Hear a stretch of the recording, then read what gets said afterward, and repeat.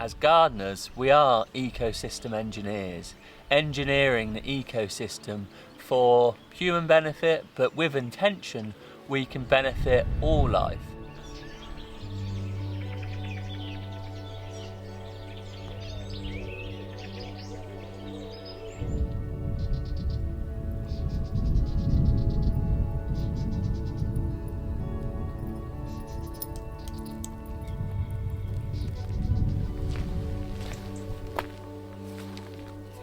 Nothing here is growing by accident.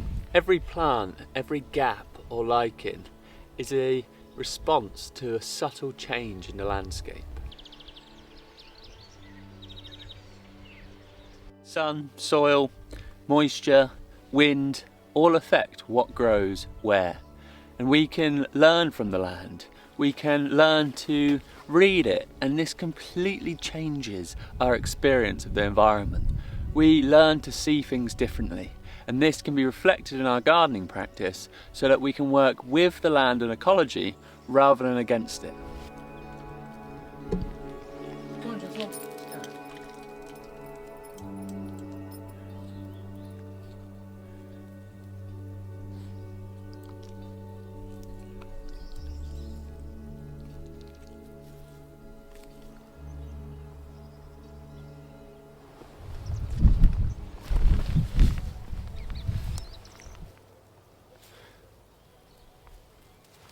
When I walk a landscape, I like to see what's growing where, the patterns of plants, and understand why.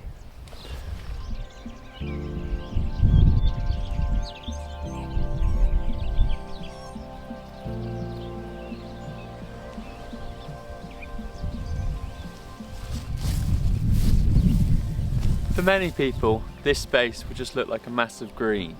But there's such variation here. Variation in light levels, moisture levels, and this affects what grows where.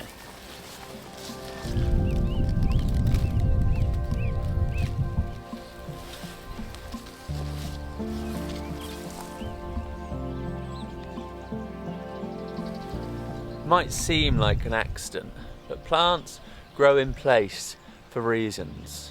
All plants have their subtle differences in preferences when it comes to fertility, light, moisture. The seeds propagate themselves and survive in the places favourable for the plants, and that's where no plant is growing somewhere just by accident.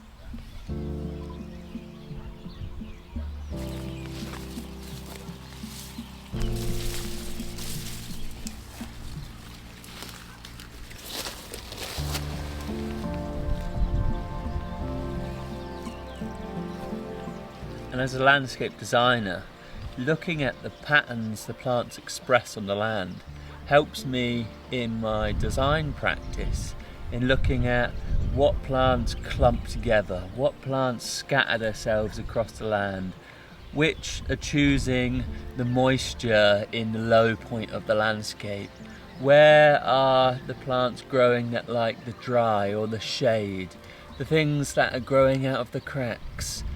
For me, all of this experience of landscape changes how I see the land, how I experience it as a human. Because as soon as you start understanding the patterns of plants and ecology, you experience the landscape in a completely different way. Understanding the subtle differences, seeing the beautiful diversity and variation in the landscape and the plants and who inhabit it.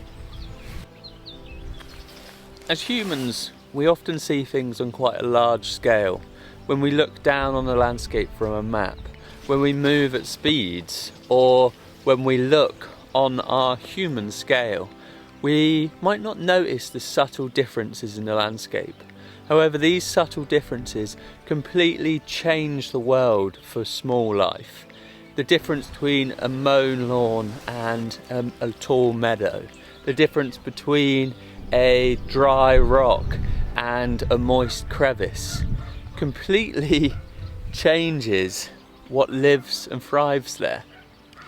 When we look at the landscape, if we learn to see the microclimates and the microhabitats, when we learn what lives there, this can reflect in the gardens we create, so that the gardens create the conditions for even micro worlds. Worlds where lichen, moss, microbes, tiny insects can live out their lives.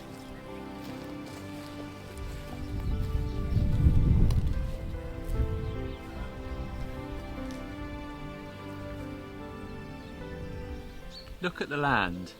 See how the light changes through your garden or landscape. See where the morning sun hits a stone, or the warmth of the evening sun reflects off the water. Observe how this changes through the day, through the year, and this will be reflected in the plant life as well.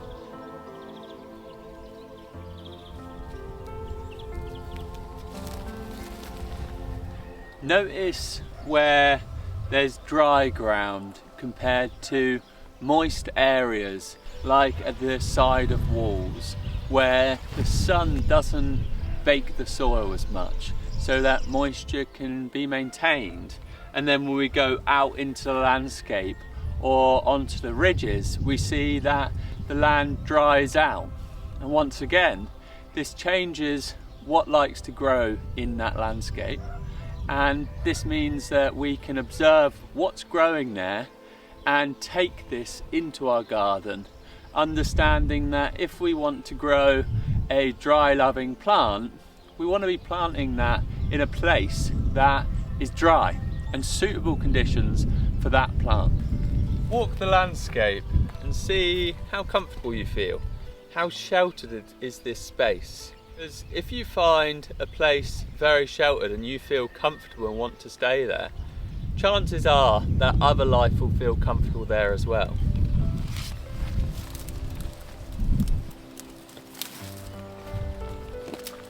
Places where the sun hits stones.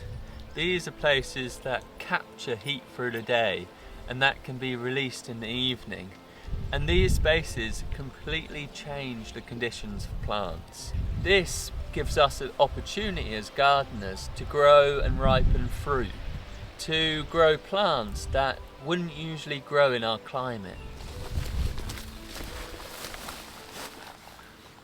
The gardens we create are not so different to the wild landscapes, the broad landscapes we walk through.